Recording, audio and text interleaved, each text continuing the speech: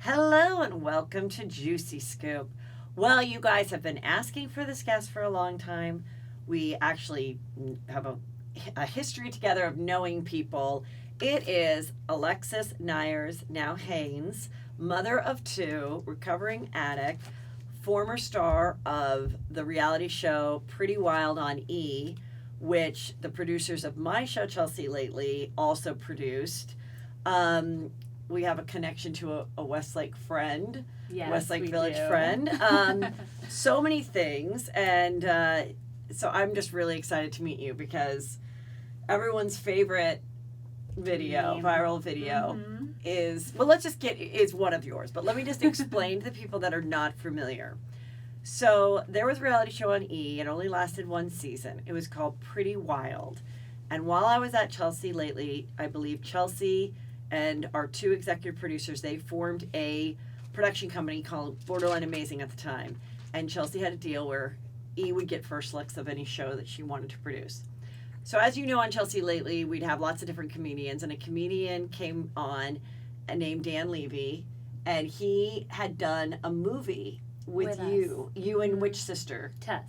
Okay, you and your sister Tess were on a movie. What was your role what was the movie about? We were just doing like background extra stuff, which became a little bit more, and it was like the worst film ever. It was called Frat Party. It was horrendous. It was like, yeah, you'd never see it. So did he have a regular part on it? He did. He Okay. was like the star of it. Okay. Yeah. And so he met you guys, started talking to you guys, and thought that your life with your mother would make a great reality show. Brought it to the Borderline Amazing people. E bought it. And I know from what I remember being around the time is that E and Borderline Amazing people thought it would be like that you guys would be the next Kardashians. The crunchy Kardashians, because we were doing like the Buddhist, The Secret, all that before it was popular and cool, Right. So we well, were I like knew about The alternative. Secret. So I remember Tom Brunel, who was one of the EPs, goes, Mhm. Heather, you're going to love this show. Their mom homeschools them with The Secret. And I talk about The Secret on this show a lot. Because Okay. I remember when I first discovered it. And for those that don't know, The Secret was this book and then like a weird little cheap movie that came along with it. Oprah featured the people. It was really about like having positive thoughts and visualizing it by actually putting like a vision board together, like cutting photos of like a yacht or a nice house or a big paycheck or something. And really asking the universe and visualizing what you want in life in the universe, and the law of attraction brings it to you. Yes, my mom's been practicing. It came from Ernest Holmes. That philosophy 20 years before The Secret even existed. Oh, okay. Yeah. Yes. So it was called The Science of Mind originally, and it turned into this very like new age, new thought, and then eventually The Secret, all of those people came together and created the movie, and there you go. And then it became a phenomenon because of Oprah. When your mom was working The Secret, had she secreted a reality show for you guys? Yeah, so that's the crazy thing. For 6 months before we started the show, we would get together every morning and write out this whole affirmation and say it together that we are going to work in the entertainment industry, earning, I'll say, X amount of dollars. Okay. And we actually made exactly that. You mean that was like the paycheck or the deal? Yeah. That's crazy. You know about how Jim Carrey, do you know that Jim Carrey wrote a check before he ever really started to pursue stand-up, and with a date and everything that said $10 million on it? And right around that date, one of his movies, the paycheck was $10 million. Yeah. So we had this whole thing, we're going to give back to the world in a really positive way, and that didn't end up happening on the show. Yeah. Thankfully it is now in my life today, and I am so grateful for all of those experiences, and we can dive into that later. Yes. But because I wouldn't be alive here today had all of that not happened, and I wouldn't be able to contribute to the world in this way had that not happened. So my intentions were always good. I was just a drug addict. So let's just get into your life, because there's a different dynamic about blood sisters and a friend that was adopted. And so, like, explain your childhood. Yeah. My mom and dad ended up divorcing when I was 3 years old. He had an affair. My dad was a big hotshot director of photography in LA. He did Friends for 8 years and The Nanny and all of those 90s sitcoms. And he had an affair, and my mom, I think, was over his drinking and drug use, and so they separated. And during that time, there was some incest going on, and I was actually being basically raped from like 4 to 7 years old. By whom? Unfortunately, You can't say. I can't say because I will get sued. Okay. So it's really tough. So it was someone in proximity to It your... was in my family, yeah. And so there was the trust there with the adults. He was 10 years older than I was, so he was 14 to 17. Oh my God. Yeah. Horrible. And so there was that going on, my dad's alcoholism. So now during that time, you were the only child. No, I had a little sister. And Gabby. what is her name? Gabby. She was also on the show. She was Okay, so 15 when she's the your... show And came you out. guys are full sisters. We're blood sisters, Okay. same mom, same dad. Okay. When my mom divorced my dad, she kind of went through what I think a lot of moms do, like a wild party streak, and she ended up meeting Tess, who is the extra sister. How did you guys meet Tess? We were both in the same dance class. And Now, how old were you at this point? 3. Oh, okay. Yeah, so we were babies. And so in comes this woman with this crazy long blonde hair and this huge tattoo of an angel all over her belly. That's your mom? No. Oh, that's her Tessa's mom. Okay. Wearing a crop top and like a flowy gypsy skirt. And she like pierced her extension nails with like hoops in it. And my mom was like, who is this woman? How do I become friends with her? And they became best friends and would sit in the garage and bead and make pillows and hats and smoke pot all day long while the nanny watched the 3 of us. Now, at what the was your house. mom living off of? Your My dad was he still making money. Oh my God. So even though he had addiction issues, he was able to function. For a while. He became homeless when I was about 10. So, yeah. So, it was, she was rolling in. She was probably getting back then $5,000 to $7,000 a month in child support. And at this Which time, in 91, that's like a Yeah. tough, that was like you've got a that lot would be of like money. that would be like $15-20 today. Yeah. So, and you don't have to pay taxes on it. So if you can just cover your mortgage, the rest is fun. Fun. And where were you guys living at that time? Right in Oak Park. Okay, That's so where that's we grew up. not far from here. Yeah, Okay. not far from here. And what happened was Tracy's, which is Tessa's mom, Mm-hmm. had a really bad pill addiction and was a really bad alcoholic. And so she kept crashing cars with Tess in them and things like that. And so my mom ended up getting together with Tess's dad and filing for full custody of Tess. So that way she would be safe. And was the mom, Tracy, furious with your mom, or was that she yeah, grateful? they still don't speak today. So your mom, with the permission of the sober dad, got custody of Tess? So she fought to get Frank full custody and agreed to take care of Tess whenever he needed to. Got so it. she became like a regular part of our lives. We went to the same school district, the same schools, things like that. And my mom would help with picking up from dance and sleeping over and getting her to school on time when Frank had to work. And so really... And did Frank give her any money for that, your mom? No. Okay. No, so... Was Frank a functioning adult? Yeah. Okay. Yeah, so Frank... So he would was still a good come around dad. and see his daughter? Yeah. And what happened to Tracy at that point? She eventually disappeared. She moved to the Midwest with her long-term boyfriend, and up until a couple of years ago, Tess had not seen her in probably 15 years. Wow. Yeah. So now, was there any jealousy in the fact between you and Tess that, you know, you are the daughter, but your mom's treating her the same as you and Gabby? No, Tess and my relationship was extremely codependent. I wanted nothing more than her to love me, and she would constantly get in trouble and act out in various ways, and I would always fall on the sword and take the blame for her whenever possible. I loved her. I wanted her to love me. There was no really stable love in my family. My dad was physically violent and abusive towards me.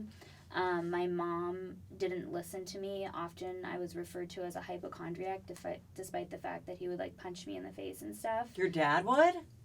And would Yeah. you go to school with like bruises like that? Eventually I was homeschooled.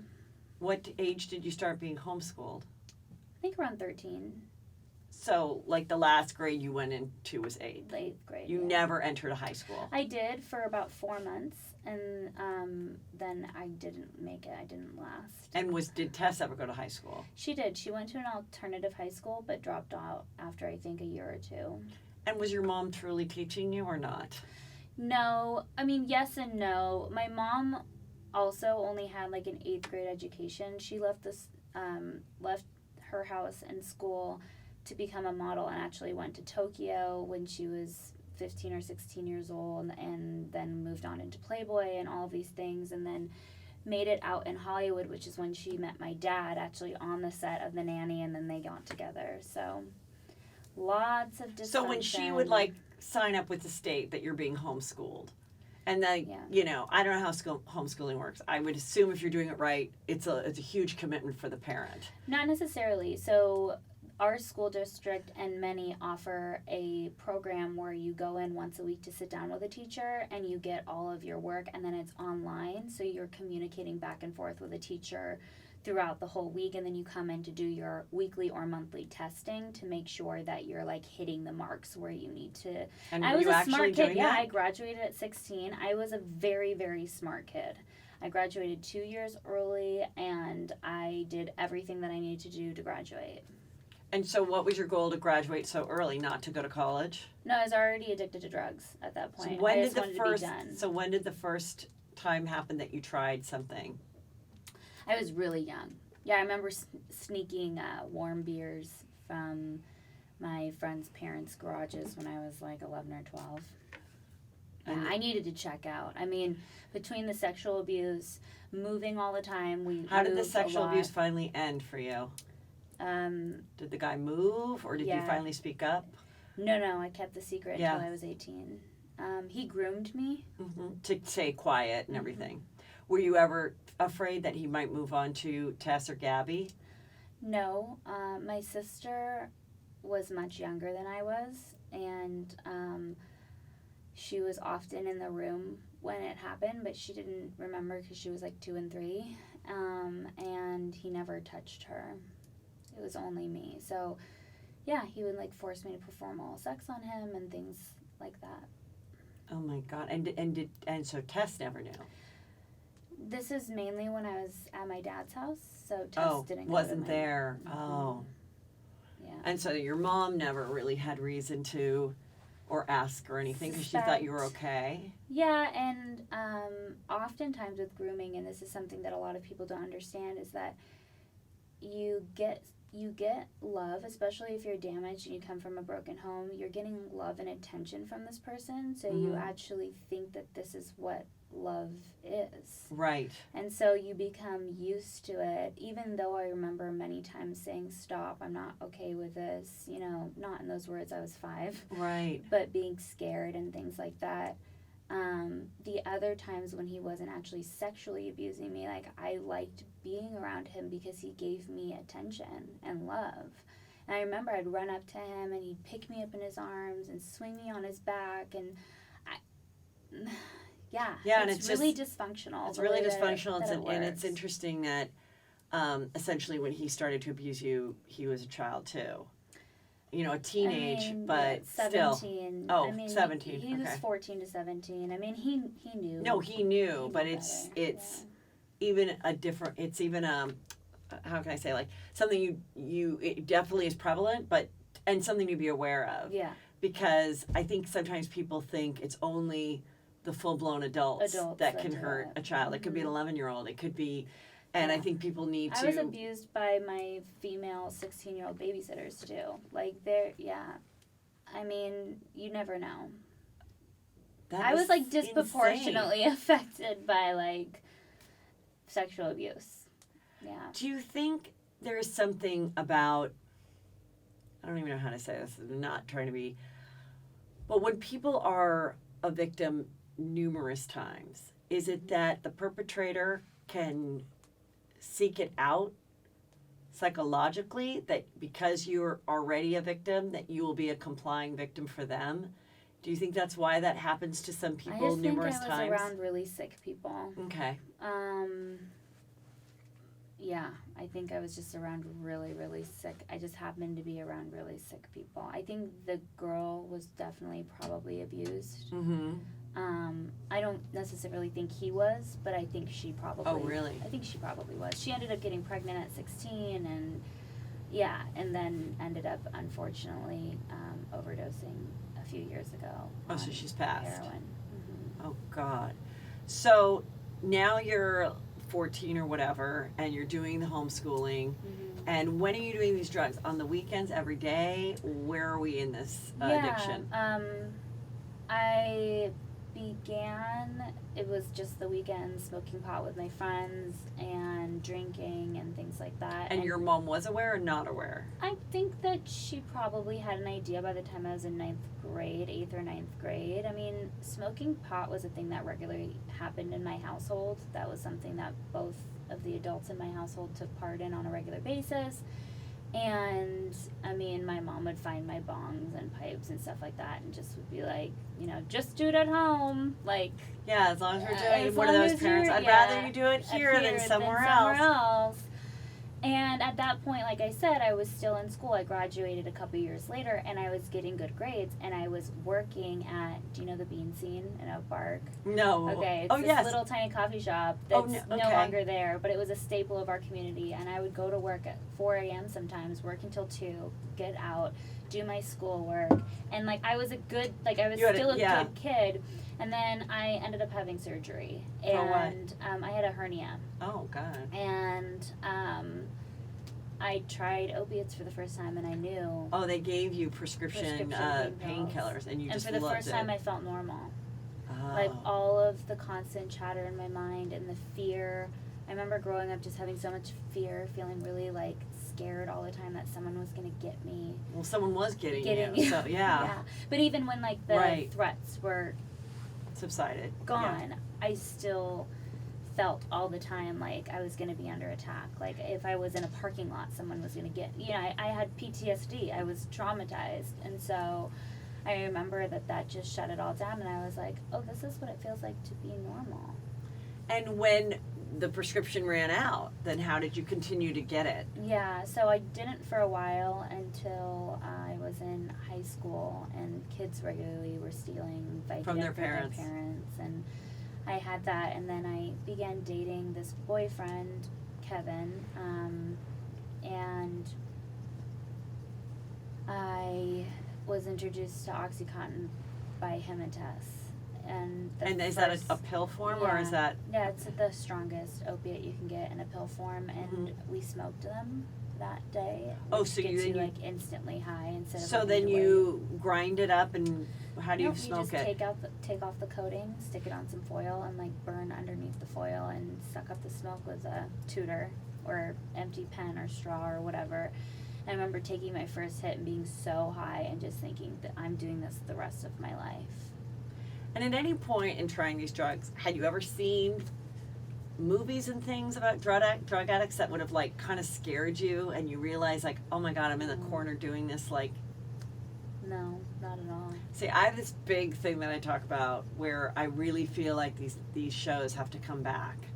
I think there's, you know, I even talk to these young kids. I go, why don't you try to get grants to make movies that are specifically geared towards middle school? Yeah, I mean, DARE is like an epic failure. If we really want to stop the rates of addiction within young people, within the group of young people that are, you know, currently being affected by opiates, which is a huge amount these days, we need to look at why there's so much trauma and pain.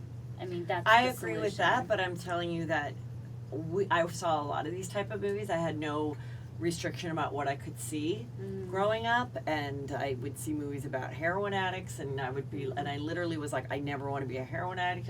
What if someone kidnaps me and sticks a needle in my arm? I knew how strong the addiction was. I mean, I never wanted to be a heroin addict. No, I knew, but I'm like I saying- said, I I'll just was never saying- ever do heroin. I think but, sometimes yeah. visually, if you can see things in a story, like when I talk to people my age, they're all like, yeah, don't you remember when Helen Hunt took angel dust? There was a major movie where she jumps out of a window, and it was so terrifying to watch as a kid, watching that at home, that it left a real impression on people my age that then when faced with the option to try it, truly didn't. Like, Yeah. with my family, I was telling you earlier before we got in, my brother and my two brothers and my sister definitely like experimented with pot and other things. And, we visited my brother in rehab every Wednesday, my summer between 7th and 8th grade. I got to hear all the juicy stories. I got to hear really sad stories. I remember seeing a girl, beautiful like you, that would talk about how she sold her body for the cocaine, and my mom never sheltered me. Like, she's like, okay, now we're gonna visit your brother in jail. Like, never like, oh, she's too young to go. No, everything was open, talking, and part of that was, if you ever disappoint us, like the older kids, you and your sister Shannon, we'll kill ourselves. Like, we cannot take two more kids stressing us out like this.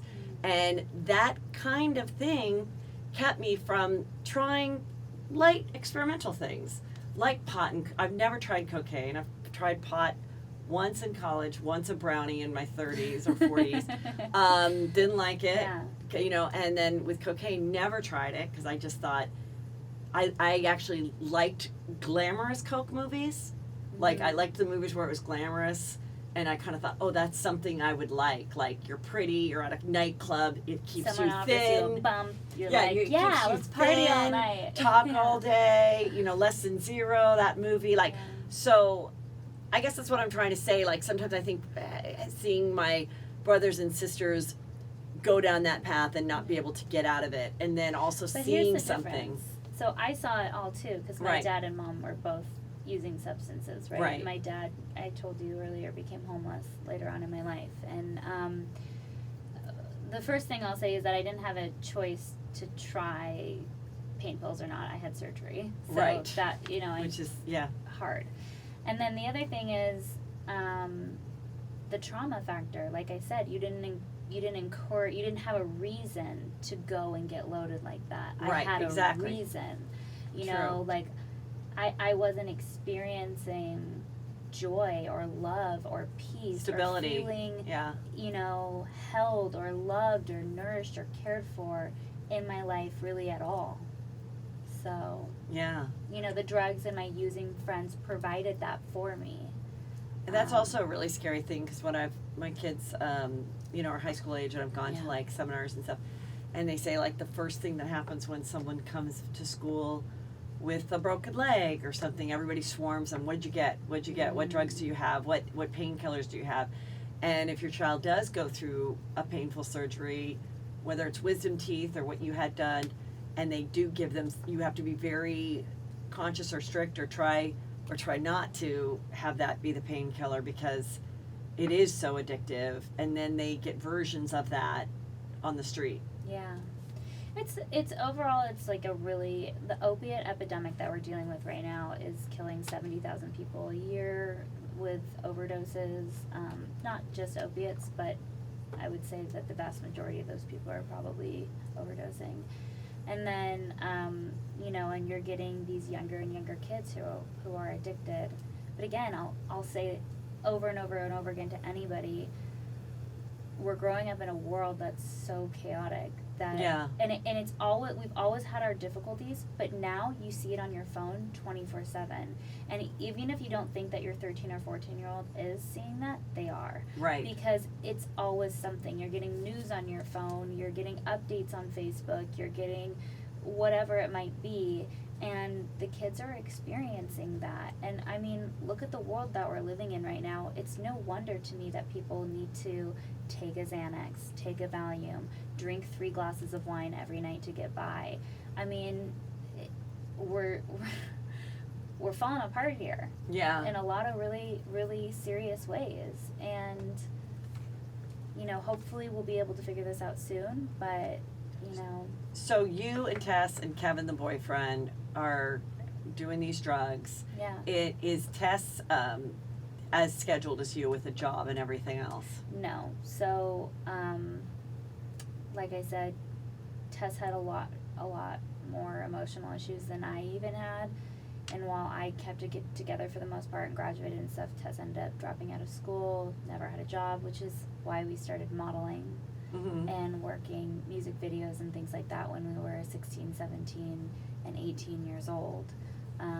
You know, we had fake IDs. My mom took us to go get our fake IDs Oh, she so did? we could work. Oh, so you could work, but not fake ID to make you 21, just to make you 18? No, we were 21 on our fake IDs. Of course, she gave us money and was like drove us to Alvarado Street in downtown, and like, of course we were gonna get 21. She knew we were going into the clubs. By the age of 16, we were at Ledoux. And what was her Monday attitude? night. Like, did you just think this is the road to stardom, and she didn't worry about older people taking advantage of you and getting involved in scary situations? I don't know. You'd have to ask her that. As Okay. a parent, I feel. Shocking, right? Yeah. But at the same time, she left home at 14, and this is what she did, and she was, for the most part, fine. I mean, obviously a very dysfunctional woman and parent at that time period, you know, and had like, no boundaries and whatever else. But I mean, like, Tess and I went to Paris for a photo shoot, almost got kidnapped. I can't say by who because he's so powerful that he might try to kill me. Okay. How did that, can you explain the situation and without exposing who it was? A very powerful person in a government in another country. Okay. And he funded this photo shoot that we were supposed to go on. It was a legitimate gig. What I didn't know was that the woman who put together the photo shoot also selected a handful of girls, Tess and I were not included in that were to be potential girlfriends for when this gentleman came to the States. And of course, he wanted Tess and I, his brother and him, and they sat us down for a meeting. And at this point, you're 16? 17 and 18. Okay. And he sat us down in his suite at the Hotel Crillon in Paris, and which is like the nicest hotel there. And he's been wining, dining us, giving us $10,000 to go shopping. And are you doing drugs during this time? Oh yeah. What kind? Oxy. We were using Oxy and every drinking? day, and drinking and weed and all of that, and of course just Now right up you- the vag onto the plane. Oh, you stuffed it up the bag in like a little plastic bag? Yes. Okay. Yes. And of course, I'm the one that did it because Tess always made me do the bad stuff. Okay. So it's like, here, do this. And I remember like. What did you put it in? Like a Ziploc or what? In a couple of Ziplocs, yeah, like layers of. And then would you go to the stuff. bathroom and take it out and put it in your, After because I that would was be very done. uncomfortable Yeah, for 12 after hours. we got through the security. Okay. And then, yeah, I like blacked out for that whole plane ride. But we get there and all of this is transpiring, and we turned him down in a very nice way. He offered us several $100,000 and things like that. To sleep with him and his brother? And to be his girlfriend when he was in the United States. Uh-huh. And we said no, and when we went back to our hotel room after shopping that day, both of our passports were missing from our room. And we were supposed to leave the next day. And, yeah. Oh my God. And then what did you do? And then the woman who Was like the handler? was, Yeah. he threw her in a psych ward for 4 days, so no one knew what happened to her, where she went. Yeah, because he's that powerful. He called the police on her and like had them lock her up for like 3 days. Because he thought she would help you? Yeah. Okay. Yeah, it was really. So then how did you get It out? was bad. I tried to call from the phone in the room, and it was not able to connect, and so. And at this point when the passports were missing, did you immediately know you were in trouble? I knew something It wasn't was like you going on. misplaced it on a wild night or a maid took it? No. Okay. No, because I was always the responsible one, so it went in the safe. I would, right when I got there. Okay.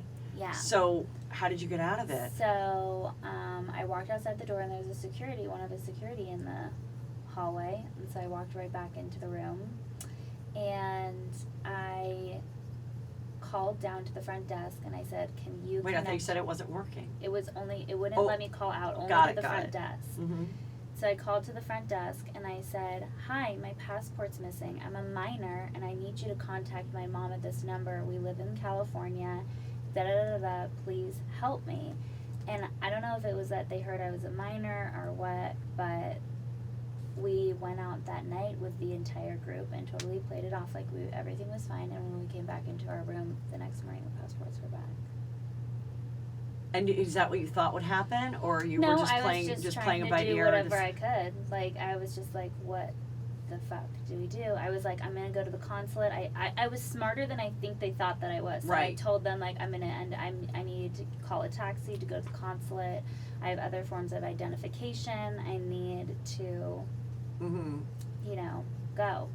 And so, So when you hear about all this Jeffrey Epstein stuff, yeah. do you it's think not- that might have been at all connected to No. your situation? No, but it's happening, and it's really scary.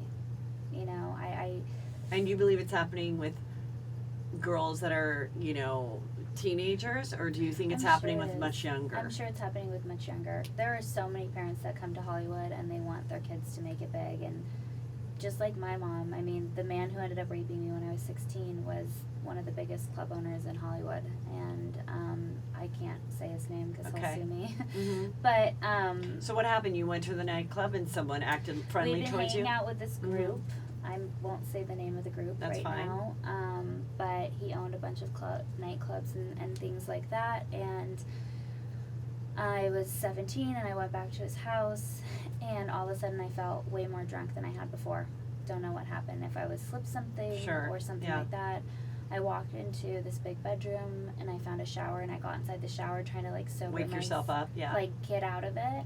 And my sister Tess was out hanging out with the other guys, and this was like in the Hollywood Hills somewhere, and I remember just crawling into a bed and just like laying there, and then when I woke up there was a man. He was larger than I was, Mm-hmm. and he was like basically like 69, like penis in mouth, like I couldn't breathe, and all of his weight was like, Crushing you? Yeah. yeah, and I just remember slapping his butt, like trying to get out, and Tess actually walked in but like didn't think, you know, she just thought maybe, I don't know, because it might have looked consensual or Mhm. something, and then, you know, he turned around on top of me and inserted, and I remember saying no and trying to get away, and I couldn't get away, and yeah. And then what happened when it ended? Could you get, were you like awake enough to like get your stuff together and leave, or were you like? No, so I stayed the night there because I was not at all cohesive or cognizant. Is that the right word? Yeah. Cognizant. Yeah. Yeah. Yeah. So that was all happening, and I just kept numbing with like more and more and more drugs. And you know, my sister was dating Kid Rock, and we were doing, yeah, it was. And was your sister over 18 when she was dating Yes. Kid Rock? Oh, okay. Yes. Just 18. Maybe 19. They met Okay. at a Playboy shoot. She was in Playboy at the time. Okay. Yeah, and it was literally like drugs and rock stars and partying and that whole LA life. And so when we met Dan, he was like, "You girls are a trip," because Dan Levy. we were yeah. Dan Levy, because we were still like really spiritual and prayed a lot and all of that. I still have that with me today. I was just back then such a traumatized, broken person, and I needed to get loaded like all the time. Yeah. So he says, "Okay, I set up a meeting for us." Yeah, So tell with me about that. A&E and E. Uh-huh. And I guess Chelsea just really liked us right away. So liked she us- was in the She meeting. maybe liked us for the first episode and then probably hated us for the rest. I'm actually really happy. Her most recent book was incredible, and I'm Okay. really happy that she seems to be taking care of her mental health and all of that, and I taking mean, I care of do herself. remember when it didn't come back. She was like, "Good." I need she goes, to "This go to, is." I would have died. She's like, This is not like." I mean, I don't think she realized that you guys were suffering as drug addicts, but she was like, "Good. This is an embarrassing, cheesy show. I don't want to be associated with it." Something along like, you know. So she's kind of like, "Who cares?" You know. But so then, so you meet, and they're like, "Okay, it's a go." Yeah, so we So you're just signed so with- excited. We signed with E. I don't know if I was excited. I mean, I Okay. guess I was in a way. Was your mom excited? Yes. Okay. This is everything she's been secreting. Yeah, this is everything she's been secreting. Uh-huh. And so here's what transpired before that in like the background, right? Okay. Because there's always multiple layers. Nick Prugo and Rachel Lee, who are the head of the Bling Ring, have been robbing houses a number of months prior to me meeting Nick. So in December, I think November and December, of that year, they had hit Paris Hilton's house like over and over and over again. For some reason, they just kept going back. I don't know what their game plan was. And then Tess introduced me to Nick because I think they had been to rehab before when they were like preteens or Who, Tess? and Nick. Oh, okay. Before. Oh, because Tess had gone to rehab when she was living with you guys at 13? Not when no, she was a little bit older than that, and it was like a teen program. It wasn't like Okay. a rehab. It was like Wasn't for like you spent the troubled night, teens. or- And he, I don't know, because she Okay. went back and forth between living at her dad's and with Got it. us. So, Okay. she introduces me to Nick, and we're just partying and having fun. I didn't know, like, all the other players, Courtney, Diana. I didn't really know any of them. I just knew Nick. I knew Okay. them from the area, high school parties and things like that, but I wasn't, like, it's not like I had someone's phone number in my, like, Were it's you not and like I Nick was- romantic? No, he's gay. Oh, okay. Yeah, so he was just this, like, really fun kid that used like we did and partied like we did.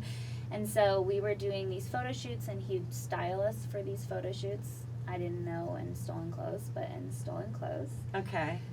And so we signed the contract. So when we met in March, we signed the contract in June. Okay. By the first week in July, Tess got kicked out of my mom's house because she was so defiant. My mom was like, I can't have you living here anymore. You're completely out of control. So before the show even started filming, we weren't able to keep it together. I think what happened was we At had a any signing point- bonus from the Mhm. show, and so we used all the money for drugs and just became like psychopaths. How much was that signing bonus? I think like $50,000. I mean, Between the three of you? I think we each made like $100,000 plus the signing bonus. Oh, So okay. we made a lot of. I think we made more than most people make on reality shows, especially for that time. I Yes. don't know.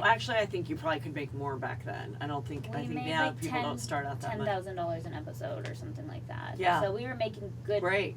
Yeah, Yeah. but it all went to drugs. So I've nothing. I had nothing to show for it by by the So time now we when were your done mom filming, it was kicked done. out Tess, was she at all worried about what that would appear when the cameras come? Because you've got to have I this think like she situation. just thought like, go try it on your own for a few weeks and see what happens, girls. Like Okay. she was like, get out of my house and see how well you survive. And so I was like, well, if Tess is going, then I'm going too, because Mhm. she was my using buddy. Like I couldn't survive without her. Like it was, now we were so enmeshed that it was like, if she, you know what I mean? Yeah. Like what would I do without her? So you left So too. we go to Nick's. And you're staying at Nick's So house. we're gonna go stay at Nick's. Okay. And who at this time, like I said, young, fun, partied like us, going to the clubs, blah blah blah. And often being the designated driver, because at this point I was like a blackout, and so I couldn't be trusted to drive. Okay. And so, yeah, she ended up leaving me there after day 2 to go stay with one of her boyfriends. Left you at Nick's house. And we got in a huge fight, and that night... You and Nick I- or you and Tess? No, me and Tess. Uh-huh. And so that night, Nick and I went out, and of course I wanted to get wasted because I didn't want to deal with the feelings that I had about Tess leaving me and Yeah. all of the abandonment coming back and all of that bullshit. So I'm having some Xanax, having some drinks, and we leave the club, and he drives to Orlando Bloom's house. And at Orlando Bloom's house is, the crew, I guess.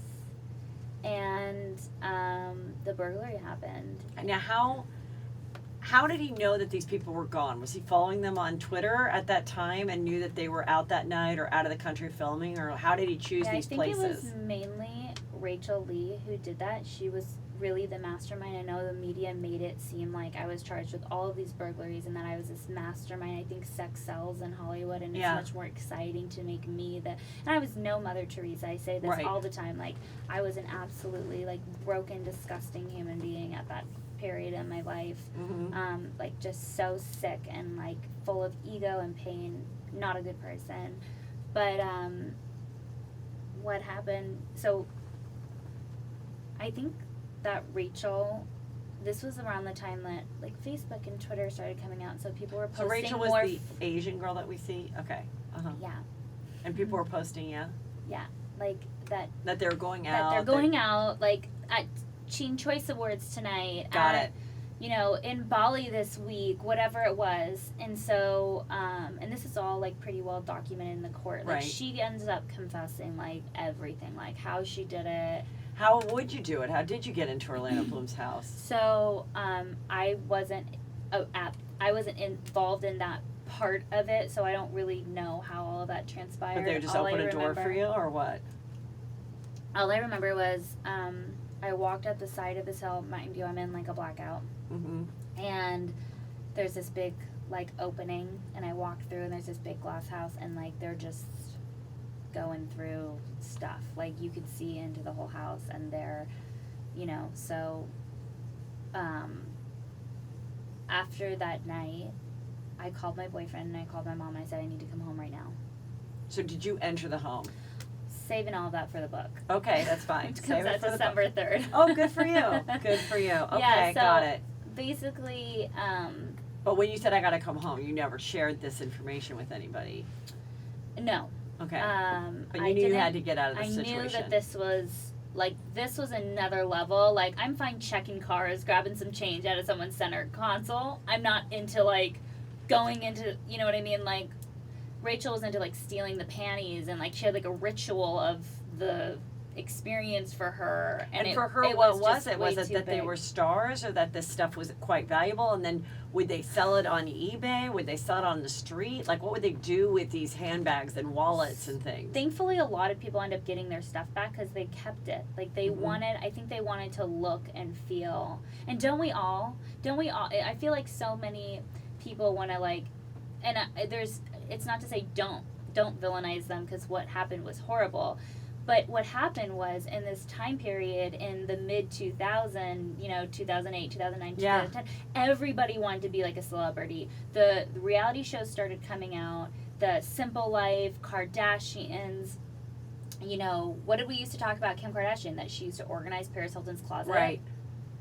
Like, we all wanted to be celebs. You know what Yeah. I mean? And so Uh-huh. I think that became a fantasy of hers. Do you think when you hear about, like, people like Kyle Richards got robbed, and Dorit from Real Housewives of Beverly Hills, she got robbed, do you think that is people that are following them and their life on social media, that they're targets, or that they show so many nice things on TV that you've seen? I don't know. that I it think has you should back? be able to show whatever you want. Right. I mean, like, burglary is horrible. It's a bad thing. People do it because they're desperate. They need money. They need drugs. Whatever it is. I mean, it's just like a horrible situation. I'm sure they're targeted more so because, they have 15 They're aware, Hermes bags. Like, Yeah. and it seems like, I think we think that celebrities aren't people and that they Mhm. can afford, all of this stuff. And I ended up getting robbed during the show and things like that from a drug dealer. And people You just did assume, when you were on the, yeah. and people just assume you have all this money and stuff, and really we were living in like a Best Western filming this reality show with like barely any money, and my dad was still homeless at the time. So let's get into the So- show a little bit. So how long was the whole period of shooting that first season? Like, how many months? It covered through my whole court case, so like October to June.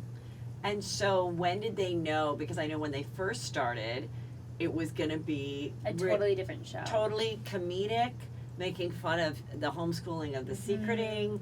Trying to make it in LA, the Hollywood scene, all of that stuff from like a Right. different perspective.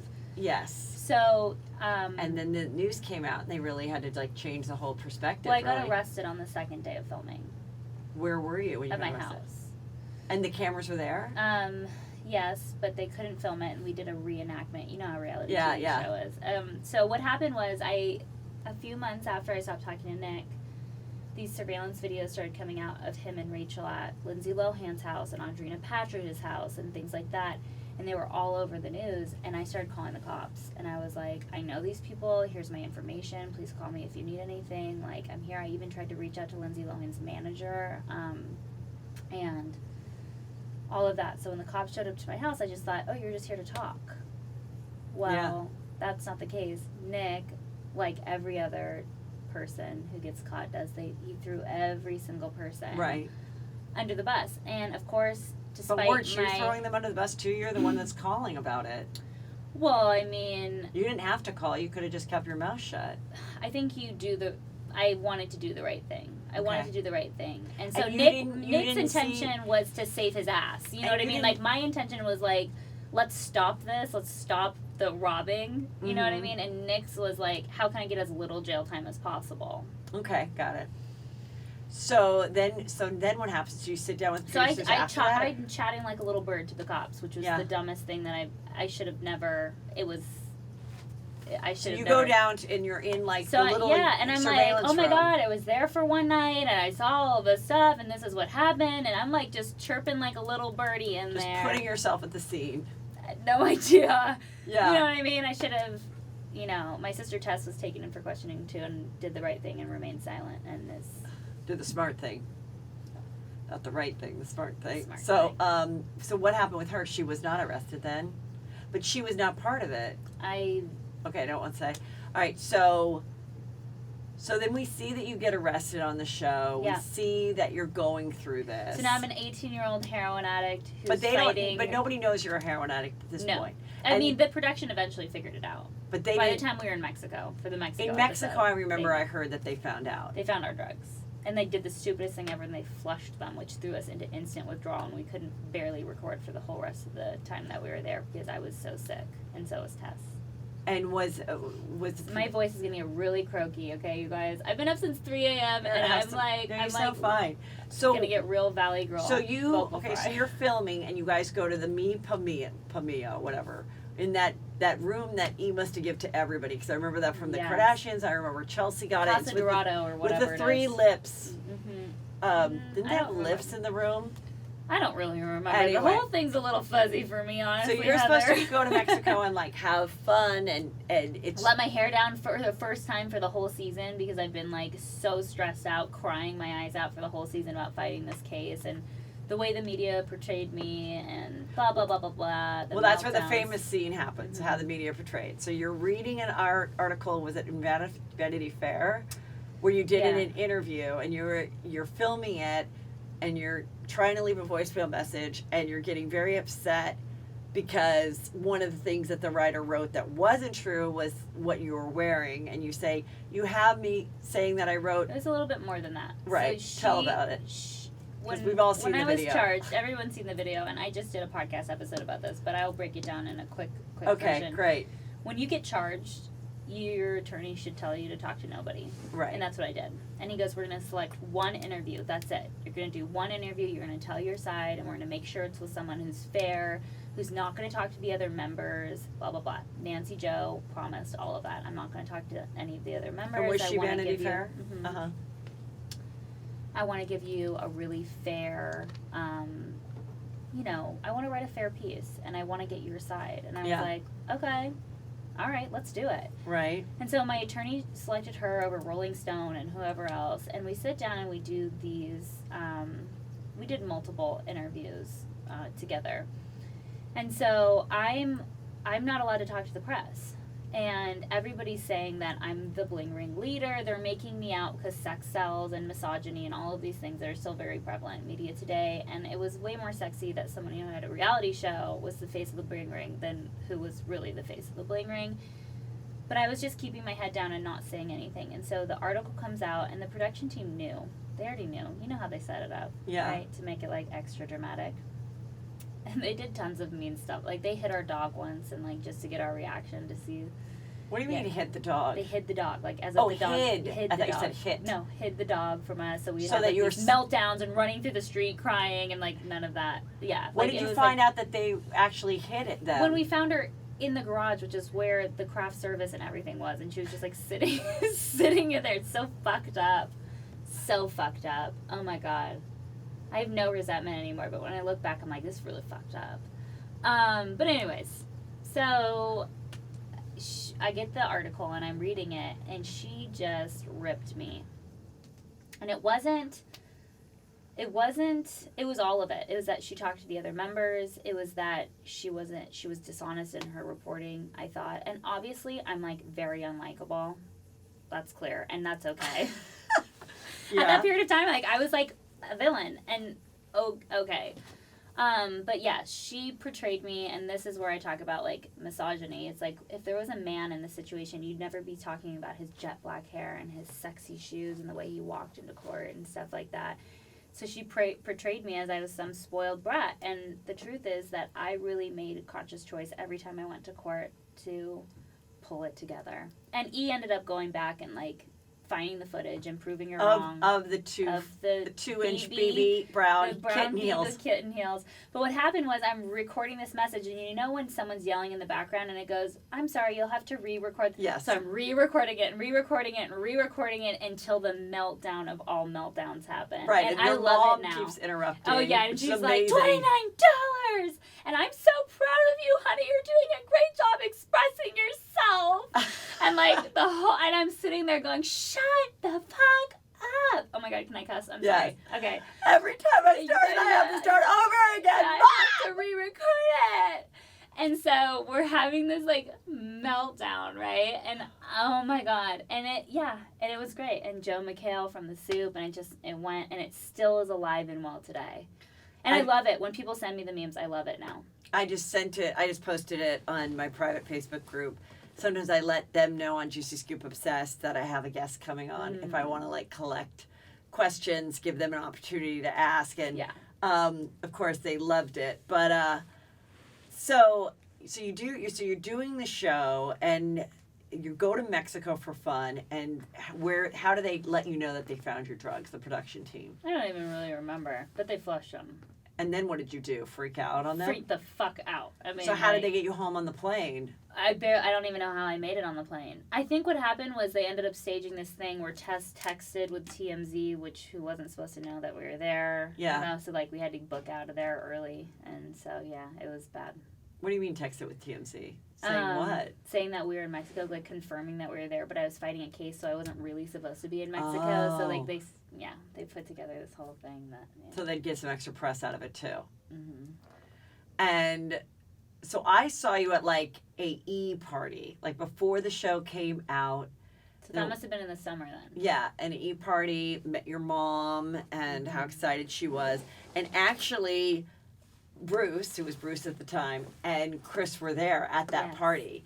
And I was kind of like, ooh, I wonder if they're feeling threatened at all, because it's going to be like the new Kardashians. And they were very nice, two guys, as I remember. And then I don't even remember meeting them. Honestly, the whole night's like a blackout. I don't remember any of that time. Like, see, I would have never thought when I met you and talked to you that you were anything but the flightiness and of a girl that's young and pretty and a little airy. Yeah. A little, hot girl dumb. Not really dumb, just the way girls talk and, and then I remember being at a party at my friend's house, and her son was dating Tess. Which one? Who? Oh, yes. Ziv. Yeah. Yes, the Zivs. Yeah. The Zivs. No, dating Gabby, the little one. Oh, dating Gabby. The little innocent baby sister. Oh, okay. Yeah, because all Jordan and her are the same age. Oh, okay, so they dated for a little bit. 2 years. Oh, so that was serious. Yes. Yeah. I mean, as serious as you can get for like 15. But yeah, but right. Yeah. Oh, okay. I didn't realize it was that long. Yeah, it was a couple years. Yes. Yeah. And so did you do, but you didn't, your sister, the Gabby, so she wasn't doing drugs. No. I mean, she had How her old was party she when the phase, show started? 15 and 16. Okay. Yeah. So and was she we going had to our Sweet regular 16. school or no? At that point, she was also homeschooled. Okay. Yeah. Did she ever graduate? She did. Yeah, and she went on to FITM and got her degree in textile design, I believe. So. And you said, fortunately, she has not struggled with addiction. She's fine. Yeah. And so, so the show wraps and I go to jail, and I spent a summer in jail in protective custody. Now, which jail did you go to? Linwood Correctional Facility. For how long? I spent the summer there. I think it was, June to early August, end of June to early August, like 38 days or something like that. As Teresa Giudice calls it, camp. Did it feel like camp? No, because I was in protective custody in jail, not prison. So she went to prison, which is a lot more cushy than jail is. So I was in a cell 23 out of 24 hours a day by myself. Could you read books? Yes. So eventually people would send me books, and you're allowed like a certain amount at a time. And pen and a piece of paper, journal pad, and things like that. So 1 hour a day, you'd come out, but you'd eat alone in your room? Yes. All And- 3 meals were eaten by myself in my room. And what kind of food do they give you? The most disgusting, I mean, I'll tell you what I looked forward to. Okay. When they'd give me a chicken patty Mm-hmm. with beans. Okay. So that's like the best meal there. So you can assume like what the rest were. Like a lot of bologna and... Black-eyed peas, bologna, 1 milk box and 2 juice boxes a day. I ended up with a kidney infection because I didn't realize that they don't give you water. Yeah. So, Really? yeah, they don't give you water. Can you request water instead of juice? Or you didn't no, think to? you don't get requests in jail, Heather. you don't get any requests. You walk in, you get a roll-up, which is pillow, blanket, outfit, couple pairs of underwear, a couple pairs of socks for the week. And And how often can you shower? So during your 1 hour out, you can go in the showers, but because I was detoxing, I didn't really like to shower because it's freezing and the water pressure is horrible, and Okay. the showers honestly smell like, I mean, if you can imagine like a shower at a beach where a bunch of transient people have been showering for the last Yeah. 3 years and it's never been washed, that's what it's like in jail.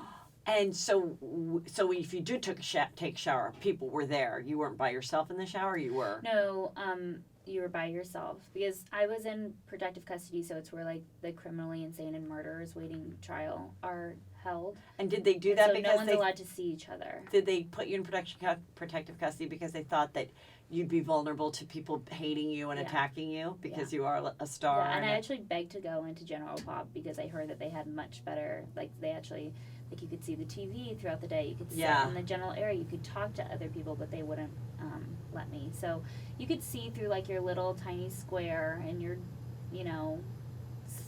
little door when people, Were you able to sleep regular hours at night? 'Cause I heard so there's they like leave the crazy lights people on. screaming. Yeah, and they leave the lights on 24/7, so it's hard to sleep. They dim them a little bit at night, and then the girls would often come and just stare through my glass window, and there's nothing I could do. Like, just come walk up and, like, stare at me. Like crazy eyes. Just, like, staring. And so While could I you, was in my room. were you able to get visitors like once a week on Sunday or anything, like your mom? So you would get there, they would get there around 4 a.m. and wait in the whole line, and sometimes they'd get let in and sometimes they wouldn't. Yeah, so you would hope for a visitor, but you wouldn't know if you were actually gonna get one. And so you said about 3 months No, like, you were there? end of June to early August, so like 38, 39 days, something like that. So the day you get out, Yeah. what is that like? Such a trip. I was sober for the first time in my life for that long, Since you were like 12. and it felt horrible. All of the emotional trauma and things were there, and so I went to In-N-Out. I went to a friend's house, got blackout drunk, and I said, I know heroin's a problem for me. I'm not going to do heroin anymore, but like drinking's fine. Like Right. using pot is fine. Within 2 weeks, I was back to using heroin and shooting up heroin Now, daily. at this time, was there any hope that the show was coming back? Yeah, we were still waiting to hear. And you were still hoping that it would?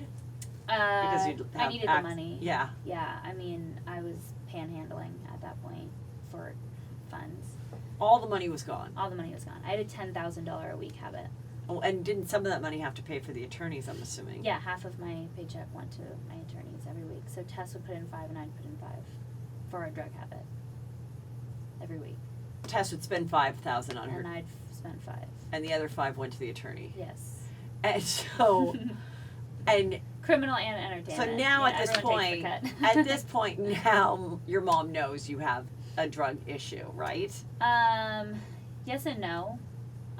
She knows that there's a problem. She doesn't know. What about the your extent dad? of Where's it. your dad in all of this? There was no I stopped talking to him. So when you got the show, because I remember part of the pitch, or when I heard about it, and they're like, Heather, the show's amazing that we're doing. The ex-husband lives in the Lives guest in the house. guest house. Was that just a lie, or just No, adding? he would live there sometimes. So yeah, he would come, like when it was a bad winter or whatever, he would come and stay because he had nowhere else to go. He was sleeping in his car. But he was not communicating with you. He wouldn't visit you at jail. I think he might have come once or twice. I don't think it was wanted at that time period of my life. And so you start doing the drugs again after In-N-Out. Yeah, and Was In-N-Out delicious? it was the best meal I've ever had in my life. It gave me full-blown diarrhea. Sorry, TMI. But it was so good. Because your body just wasn't used to it. It was Yeah. used to nothing but, like, you know, plain Yeah. basic foods. Like, no salt, nothing. You know Right, what I mean? okay. Like, you get what you get. And I think I Did had, you like... lose weight, gain weight, what? I think I probably gained weight. Like, the food in there is... Starchy and... Yeah, it's, like... Did you do sit-ups or anything while you're laying there? Okay. No, I was detoxing off of heroin. Okay. I was miserable. So you start doing you yeah. start doing the drinking again. You pick up the heroin again. Pick up the heroin again, and at this point, you're how old? 19. Okay. So I just turned 19, and I went into jail like 4 days after my birthday. Spent the summer, got out. Addiction went off, which was crazy because so many people still didn't really get it. Like, there was somebody, I'm not gonna name names, that like I was dating, who was just so naive, and he didn't know, and I'll tell you after who it is. Okay. And he was just like so oblivious to all of it.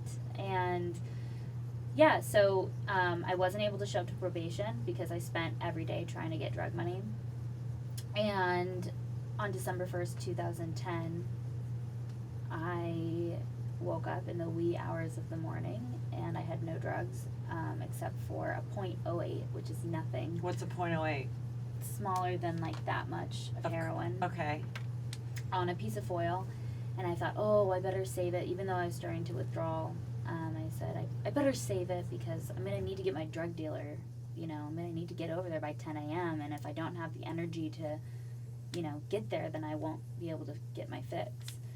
And Where are you living right now? At your mom's or somewhere else? I just happened to be at my mom's that night. Okay. But I was living in like a really shitty little, you know, studio in Burbank. Okay. At that point, and I couldn't afford my gas, electric, cable, so I was just paying rent pretty much. And so I was at my mom's house, and 7 a.m. the cops showed up, and I still fought it. What are they arresting you for now? Possession. Oh, so they found I that didn't little. show up to probation, so They found the little drop. .08. Is enough? Yeah, that's it. Oh, because it's just possession, not that you're distributing it. Yeah. So then what happened? Go back to jail. For how long? Detox again. So you think that person told? No. Oh, because you didn't show up for probation. Got it. Yeah. Okay. So I didn't show up to probation. Because you forgot, you didn't care because you're high or what? I just couldn't do it. I could not get to Van Nuys once a month to check in. I couldn't piss clean. I just was like, I wanted to die. I wanted to be in, what is it, the 26 Club? Like, I wanted What's to. the 26 Club? Like Kurt Cobain and all of those celebs that that died at 26? Yeah, like, I think they died at 27. 27, whatever. Janis Joplin. I was just like, I want to die. Like, I don't Jimi want to live Hendrix. past that. Like, this is Yeah. it. I just want to spend the next 5 years of my life, 5-6 years, getting And then die at fucked up 27. And then die. Like, I just want to die. Like, I'm just not, yeah, that was it. So your mom opens the door, the cops come, and how was her reaction then? What the fuck? What the fuck? What happened? And I had no more excuses. Like, I fought it for the first couple minutes, and then I was like, just take me. Like, I'm done. Like, I'll just go sit in jail for 6 years. Because that's what my sentence was going to be. 3 to 6 years. For using again? For violating my probation. So what happened? How long did you go for? So I went back into jail, and after about 2 weeks, I was offered, the judge, Peter Espinoza, who ended up saving my life, he sent me to treatment for a year instead of jail. And your attorney had fought for that? Yeah. So That's he great. fought for drug diversion, and it ended up saving my life. So And where did you go? What drug rehab? I went to SOBA, and it's in, it's a little, at the time it was a very small one, locally here, and I still fought it in the beginning, and it was definitely not easy. I had so much shame and just so much pain, and I didn't know how I would ever get out of this, but a couple things. One, I made a choice right then and there that I wasn't going to return to the spotlight or reality TV anytime soon. Now, had you heard this show was canceled yet or not? I don't think so. So there was still no, hope? I think it was, no, I think it, like, when I got arrested, that Okay, but that you weren't was- going to that try was- to no, get something no, else? I was done. I Okay. knew I was done. I knew that I wanted to go to school to become a drug and alcohol counselor, that I wanted to help people. I did that. So did you live at this place for a We year? lived there for a year. And who paid for that? He, the state? owner. No, we don't have that. We wish. Okay. More people need that. So a lot of rehabs will do scholarship beds. They'll have a certain amount a year. We do it at our treatment center, Owl House, often for people who maybe can't afford the full amount or whatever it might be. Like, if we can scholarship someone, we will. So he scholarshiped me, and I stayed for a whole year. And would your mom visit then? She would, but eventually she was so crazy that they actually asked her to stop coming. Because they thought it was not good for your recovery? Yeah, she really wanted me to get back into the spotlight. She was in complete denial about the severity of what was going on. She argued with them that I was on too many meds in the beginning. She was just like being a nuisance. So she'd come and be like, so when you get out of here, I thought that we could start pitching a new show. She always had a plan. I always had a plan. And like the detective, which this is fair for her, like the main detective in the case that ended up playing himself in the movie, did do a lot of sketchy stuff in a number of the cases. Mine was one of them, and she wanted to go and fight it and do all this stuff, and I ended up just having to say, like, I'm not willing to fight this anymore. Like, I don't really care what anybody thinks of me. I just want to change my life. Like, I'm really committed to doing this, and I'm not willing to, like, re-traumatize myself right now and go back out and hire an attorney and, like, reprocess this entire, like, I'm just not willing to do it. And so I think that was the right other thing choice. is that going to jail, and she didn't see this back then, she does now, literally saved my life. Like, in a weird way, Orlando Bloom saved my life. And that drug charge, it saved my life. And have you ever run into Lindsay, Orlando Bloom, Paris, any of those people that were connected to the... No, I wouldn't have a problem. I mean, I obviously feel horrendous for all of the victims. I mean, like, hindsight, it's a terrible, terrible situation.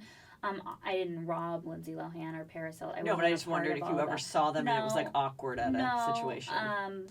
I didn't. What did you think of the movie portrayal? I didn't actually see it. And are you ever going to? Probably not. My husband bought it on my iTunes, so now every time I fucking open my Apple TV, it's right there. So he saw it? He saw the first 15 minutes, and he's like, I can't even watch this, it's so bad. And I was like, I was it a full, like, out in the movie theater, or was it table? I mean, Sofia Coppola, I mean, it was huge. She directed it? Yeah, it was insane. And Emma Watson played me, it was like a whole thing. I mean, here's the thing. At the end of the day, regarding all of the victims and all of the poor choices I made in my life, I can make amends to everybody that I possibly can in person, and then I have to go out into the world and make living amends. And I just hope that he knows that I'm out here, like, fighting every day to help people get sober, and I wouldn't be sober if that didn't happen. And so as much as it is a violation, it is horrendous, it is traumatic, it in a weird way, like, it saved Orlando. my life. I don't want to, I'm not trying to, like, just name drop. No, but like, it's true. I totally... He saved my life in a very weird way. Yes. Like, someone asked me the other day, like, would you take it all back? And I'm like, I would be dead, and I can't tell you how many... It's not at this point, Heather, hundreds, and I don't do this as a pat in the back. I mean, thousands of people that I've helped get sober, helped get into treatment. I mean, Amazing. that I message with every single day, to help them and to do my very best, you know what I mean? It's like... So you're now married, and you have 7 years married. 2 girls, 6 and 3. How did you meet your husband? We met in AA. Oh, you did? Isn't that what you're not supposed to You're not supposed to do that. Yeah. I walked What into was a his meeting. vice of, what was his addiction? He got a DUI and got sober. Okay. So his was just drinking. Yeah, and I'm sure he, like, dabbled in other things. But never the severity of yours. No. Okay. He, again, trauma. Mom committed suicide when he was 14. Oh, God. Yeah, I mean, severely mentally ill she was, and he had a lot of, so he got a DUI, went to Twin Towers for a night or two, and got out, drank the next day, and then the very next day he goes, I think I might be an alcoholic. Went to a meeting, and that was it. And I'm like, I have no idea what that's like. Like, I had to burn everything down to the ground. But I was going to AA meetings in Malibu, and I was the most intolerable, obnoxious person. Like, I would walk into AA meetings and be like, oh, it's so embarrassing. I got, like, best celebrity mugshot of, like, 2010. Like, you know, I would just say this, like, just so disconnected from reality. Like, 'cause that was a real story. It was, like, Paris Hilton's, and then I think Khloe Kardashian's, and then Lindsay Lohan's, and then mine, and maybe a couple of others, and everyone was like, she looks the best. It's like, why are we even judging that? That's really cringy. Yeah. But, you know, I would say all this stuff. It's like, it's so embarrassing. And he was just like, who is this chick? He had 5 years at the time. But I kept coming back to these meetings, and he would say these, like, really big and profound things that you obtain if you keep staying sober. You know, like, you get clear-headed, and you get humility, and you get that grace, you know, for me from God, but for other people from whoever. And and I was just really attracted to him, and I disappeared for a little bit, started working the 12 steps, got a sponsor, started doing some trauma therapy, and I came back to the meeting, of course, a new person. And so we started hanging out as a group, and he started pursuing me. We have a big age gap, 15 years. After our first date, I knew he was the one, and 8 months later, we were married. And you, with your wedding now, like, was Tess? We eloped. Oh, so was Tess? Tess was there. She was still using. Oh. I kept putting her in rehab, and she was coming out and getting loaded. So it was small. We just disappeared in Mexico with some family members. And Tess came. Tess came and almost ruined my wedding.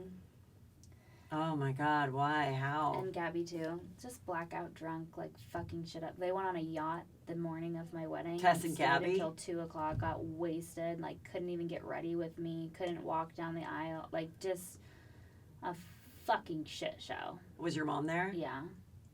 Did she go on the yacht too? I remember, no, but maybe. No, she should have though. That would be such an Andrea move back then. But I remember her like passing Tess like a joint to hit, and I was like, are you fucking kidding? Like, do you not, she didn't understand addiction like at all. She's like, she's fine, it's just a little weed. I'm like, she's gonna be back home, and she was slamming coke and meth and after the wedding, heroin in like no time, and sure enough, that's what happened. Is Tess sober now? She's doing a lot better. So she disappeared and moved to Wisconsin. I stopped trying to intervene on her. I did this one last sit down with her, and I just said, I'm sorry for trying to get you sober. I'm sorry for all the shame. I'm sorry for all of the pain I've inflicted in your life, and if you want to get sober, I'm here for you. Literally, 2 weeks after that, she called me and was like, I'm ready. She went to Wisconsin, best thing that she's ever done for herself. She's still there. She has a daughter. Did she do a rehab in Wisconsin, or did a rehab? She didn't do rehab. She just needed to get the fuck out of LA. Like, she needed to get out. She went on Suboxone for a little bit. Now she's not on Suboxone anymore. What is like Suboxone? It's like a withdrawal detox Got drug. it. Some people take it for maintenance every day, and then some people just use it to kind of taper off. The heroin withdrawal is the worst. It's like what a was flu the name of the drug that back in the day people used to take? Methadone? Yeah. It's like a methadone. Okay. Yeah, it's similar. And so, she's married, has a daughter. I just went and saw her in Wisconsin. Lives in like a very rural, small little town, like in the middle of nowhere. So do you like the husband and everything? I've never met him. Oh, you? He's always working. So okay. When I've flown her out a number of times, and then when we went, brought the girl, and the girls get along. River, yeah, and they love their little cousins. And how's Gabby? Amazing. Got married last June.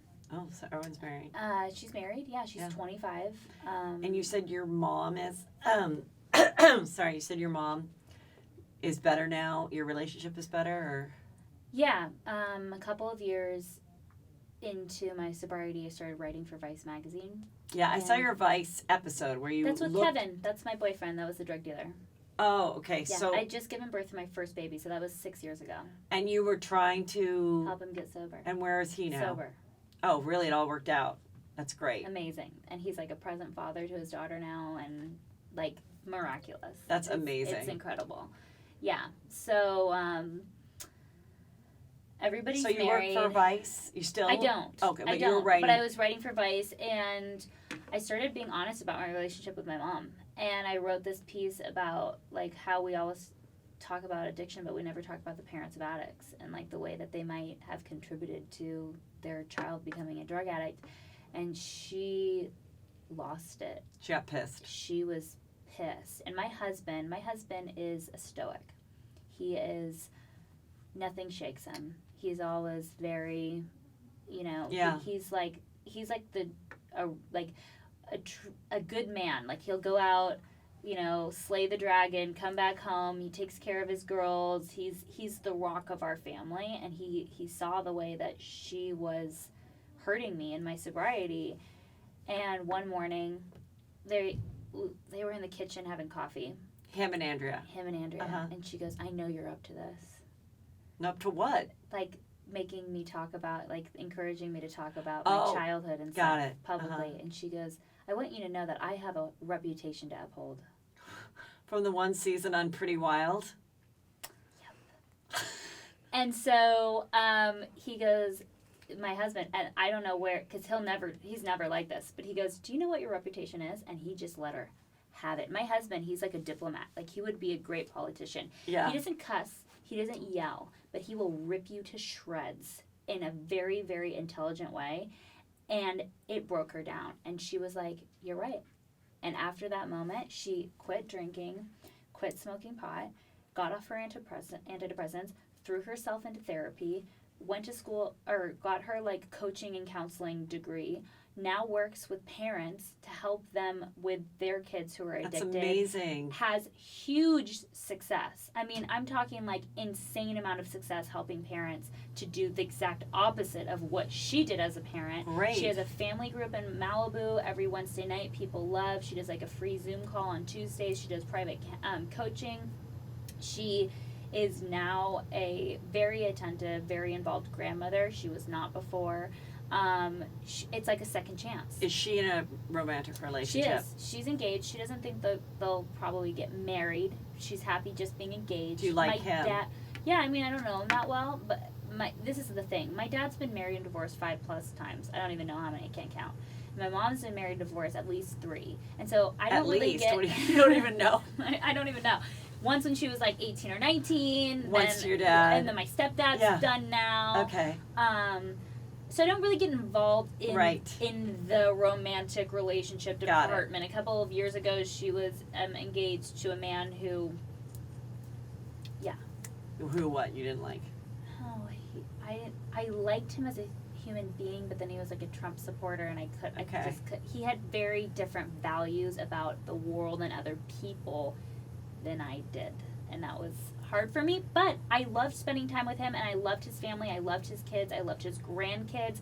I enjoyed spending time together, and it didn't make me think any differently of him. It just, often politics were being discussed, and I just was like, I can't, like, to the point where we were arguing about why a sports team with the name Chiefs would be like offensive. It's like, why am I even, you know what I mean? Yeah. It's like obnoxious. So you and Gabby, where is the relationship with your father, your biological father? It's a lot better. Yeah, so he does not drink like that anymore. I mean, my dad's 70 years old now. Is he around here too, in the area? Yep. So you see him? And I let him see my kids as long as he's sober. And he's actively involved in their life. He's made amends, and it's love with boundaries, right? It's love with boundaries, and that feels good to me. That's great. Now. I'm happy with that. My parents, and so much of the work that I've had to do is reparenting myself. My parents are never going to be the parents that I needed or need them to be. They're just not, and I have to keep my expectations realistic. Yeah. I mean, that's the way to do it. And with Tess, you said she did get in touch with her mom. Yeah, and they're no longer talking. Oh. I think she tried to make it work with her mom. And then realized no. And then realized that she was Does she speak to her dad? Sick. Yeah. And her dad ended up moving to Wisconsin to be with them. Oh, that's and great. Frank he's a great grandpa and loves River so much, and I'm very happy for them. I'm very, very Do happy you have for the them. Pretty Wild poster framed in your home? No, if someone has a Pretty Wild poster, please send it to me. We had it. I need it. We had it at the show for a really long time. I need it. And I want to say that I think they gave it to me. Oh and my but I God. don't. What I would give. I don't think I have it anymore. I just want to frame it and put it in my closet. I remember Tom being like, "Do you want this?" And I was like, and I remember, oh my God. You know, you people guys would probably had pay you a signed lot it. of money for that. You'd signed it, and I think both Tom and Chelsea had signed it. I mean, people would probably pay you if you had. It's like a cult thing now. God, Like, I don't know if I where have people it. are so crazy. Like, people still message me like, "I'll give you $1,500 for your BB shoes." I'm like, I don't have them anymore. Like, people just want. If I'm ever just like out and I see a pair of BB kitten brown heels, would you like me to purchase them for you? No, it's not. They Were need they like to a be the sling ones. back? No, they were just like a little like round-toed Mary Jane. Oh, like a pump. Yeah. Oh, okay. Like a little. I don't even think they were 2-inch. I think they were 4-inch, but I consider Okay. that low for that time period of my life because I Yes. like to wear the 6-inch. You know what I mean? I was like, they're a 4-inch BB heel. It's like, what the fuck are you talking about? That's a full-blown pump. Oh my God. I was just so out of my mind. Yeah. I've thoroughly enjoyed talking to you. Thank you so much. It was Thank juicy. you. It was educational. It was eye-opening because, you know, as a parent, it's my biggest fear that Yeah. my children would ever have a problem with addiction because I feel for the parents. I Yeah. interviewed Jackie Siegel, who's the Queen of Versailles, who lost her daughter to what probably was an accidental overdose, but she was Yeah. using, and it's just the most heartbreaking thing in the world. So I just so appreciate what you and your husband. Now your husband is in the business with you, or he has his Yeah. own. So business? he. You have your own rehab center. Yeah. So Okay. I'm the wife. I run groups there. He is the CEO, the top dog. Him and his business partner and Bob Forrest. And who what is the started name of it? Aloe House Recovery Centers. Aloe. Aloe. Oh, like ALO. aloe vera. Like ALO. The What does Latin it stand for? meaning Oh. means coming home. Oh, awesome. Yeah. So. And it's here. Aloe House. It's Yeah, we this have area. all over. We Okay. have Malibu, Silver Lake, Mar Vista. Oh, you have several spread- Yeah, locations. 70 beds. We do all levels of care, so inpatient, outpatient, detox, That's partial amazing. hospitalization, sober living. Yeah, it's amazing. And how do you feel about someone that would be a teenager possibly entering the reality show world, whether it's their mom being cast or themselves as a family? What would you say to someone that was thinking about that? Like, I just got approached to be on The Real Housewives, and my kids, I have girls, and they're very pretty, and one's 14 and one's 16, and God, they love to sing and dance. They love the Kardashians. I just think it's going to be great for them. What do you think, Yeah. Alexis?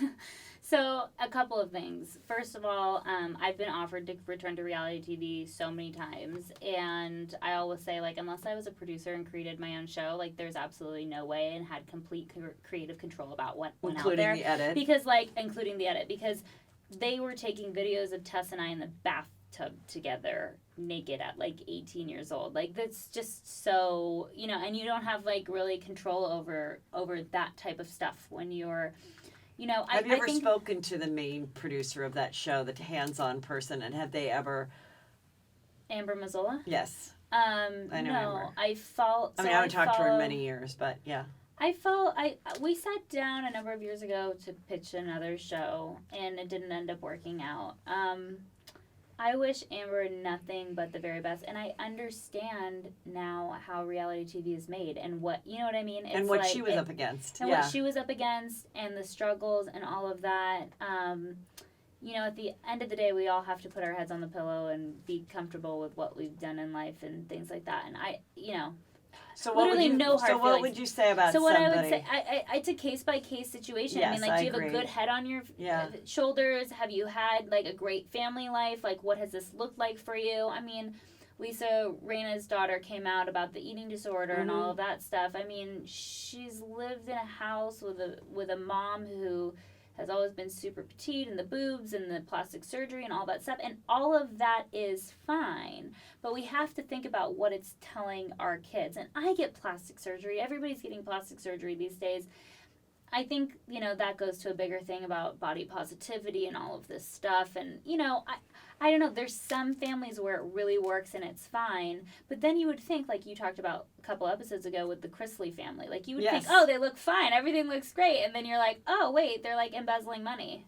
I mean, you just, you never know. All I know is this, that if you're not really comfortable in your own skin and feel really good about yourself and have a good head on your shoulders, then the chances are you're going to get wrapped up in the money and the fame and and whatever else.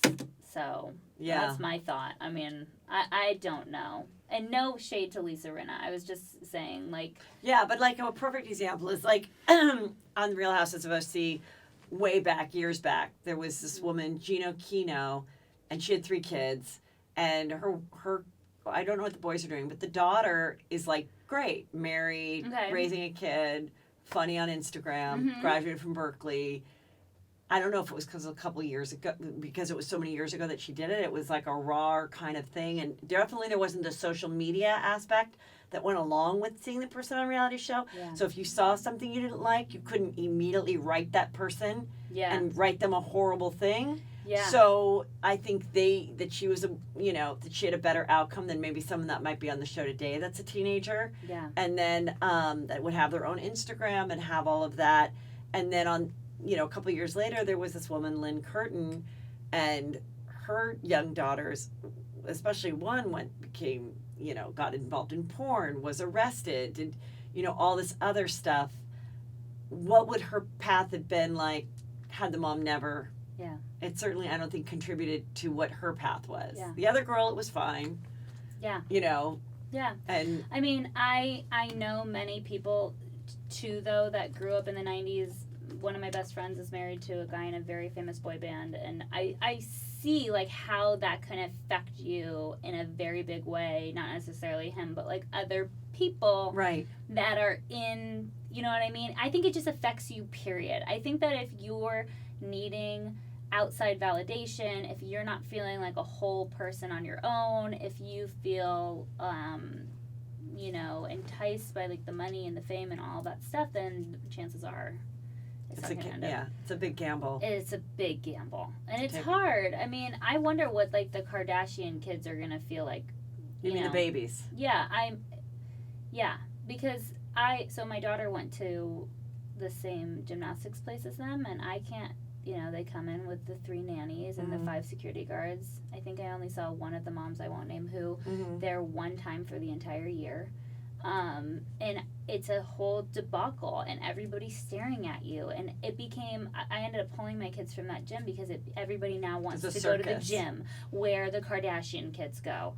I can't imagine what that's going to be like.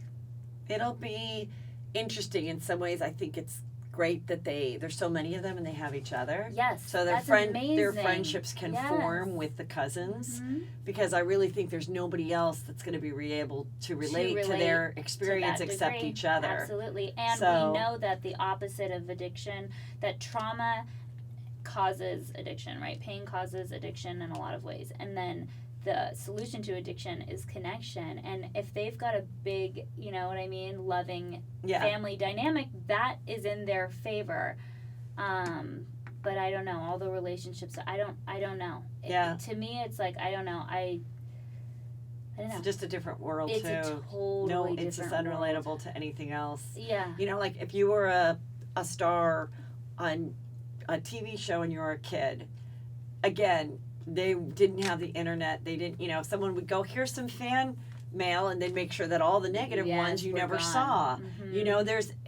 That's the total difference today, is that as much as you give you get the love and the money, you're also, seeing the most horrible things, unless you really gave your phone and was like to your assistant, don't let me ever see. But everybody I know that's a star has their own access to their own stuff, so you do see bad things. Yeah. And it will affect you, and certainly if you're a teenager and you're going through, an ugly stage or a frumpy stage, and people can't hold back and they write something and they DM your poor kid. Somebody said that my daughter, and this shouldn't even be an insult, looks like she has Down syndrome, looks like, what's wrong with her. I mean, it's not that should even be an insult, but it's like, your intention was to be mean. And was to hurt you. It was to hurt you. Hurt me and make fun of my child, which is just like so not okay. And my daughter's beautiful. She's actually a miracle. Throughout my whole pregnancy, they said she wasn't going to make it. And she did. And she's alive. And I almost died giving birth to her. So fuck you. But here's the thing.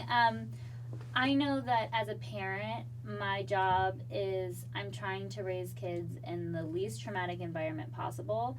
I'm trying to raise my children least traumatic possible, to be resilient, to deal with to teach them how to process emotions, to be, to have a healthy connection as a family. It's hard. My oldest daughter, is already in competitive dance. She's 6 years old. She's in jiu-jitsu. She wants to be in a band. She wants to be the next Jojo Siwa. She, and it's hard. It's really hard. It's like, what do I do? Because, during her preschool walk, I don't even know where she got this, but they said, what do you want to be when you grow up? And every kid's like, a teacher. She goes, I want to be a supermodel. And she's 4. She was 4 at the time. It's like, what do I do with this child? And I believe some kids are gifted like that. Her little friend Ava can already play like 4 instruments and is on the competitive dance team. And her dad is a superstar. And she has everything to like, it's like, what do you do? What do you do? Well, you can't fight it. You can't fight it, and hope that she all of a sudden wants to be a doctor. You just have to do what you're doing and that you're just there every step of the way. And that's all. And I don't think she's going to be on a reality show. You know? Like, I wouldn't, you know what I mean? Yeah. Like, I wouldn't encourage that. Well, I love talking to you, Alexis. You also have a podcast. Tell them where. Yeah. So it's Recovering from Reality. Recovering so find from it. Reality. Follow Alexis. And, great work. Thank you. So happy. So grateful to be here. Thank you. You're beautiful. That was awesome. Thank you for staying so long. Oh, yeah.